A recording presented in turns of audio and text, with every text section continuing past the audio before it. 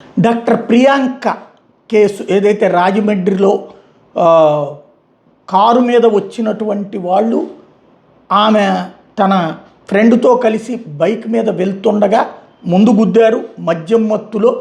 ఆ అది మద్యం మత్తులోనా కావాలని గుద్దారా అన్నది తెలవదు. ముందు గుద్ది ఆ తర్వాత మళ్ళీ 3 సార్లు గుద్ది ప్రాణాలు తీసినటువంటి ఘటన. గోరంట్ల బుచ్చి చౌదరి సంచలనాత్మకమైనటువంటి ప్రకటన చేశారు. నిన్ననే వాళ్ళ ఫాదర్ ముందు మొన్న మాట్లాడారు, అసలు పట్టించుకోరా అని.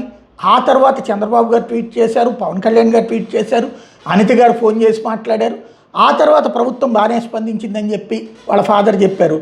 వాళ్ళ ఫాదర్ బాగానే చేసిందని చెప్పింది ఈనాడు జ్యోతి. ఈ ప్రభుత్వం మాట్లాడదా అన్నటువంటిది సాక్షి రాసుకొచ్చింది. తద్వారా మన రాష్ట్రంలో మీడియా దిగజారుగుతాను మరొకసారి ప్రదర్శితమైంది. అదే సందర్భంలో 20 లక్షల రూపాయల పరిహారాన్ని చంద్రబాబు గారు ప్రకటించారు. బుచ్చ చౌదరి గారు వాళ్ళు రైట్ చేసిన పాయింట్ చాలా కీలకమైనటువంటిది. 3 రోజుల దాకా ఎందుకు బయటికి రాలేదు విషయము.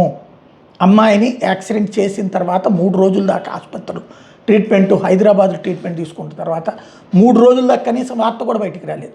ఎవరు మేనేజ్ చేశారు అది? ఇది ప్రజలు తెలియాలని కోరుకుంటున్నారు.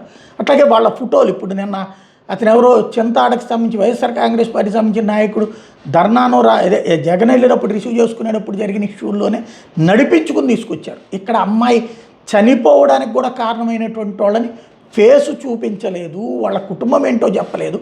అదే ఏ వైసీపీ వాళ్ళు టచ్లో ఉండుంటే కనుక ఎంత రచ్చరచ్చ అయి ఉండేది. ఎందుకని బయట పెట్టలేదన్నది తెలియదు. ఇప్పుడు అసలు ఎందుకు దాచారు అన్నది స్వయంగా ఆయన కూడా అడుగుతున్నారు. ఇందులో ప్రభుత్వం పాత్ర ఏమీ లేదు, కానీ ఎందుకు దాచారన్నది బయటికి రావాలన్నటువంటి పాయింట్ని బుచ్చ చౌదరి గారు కూడా అడుగుతున్నారు.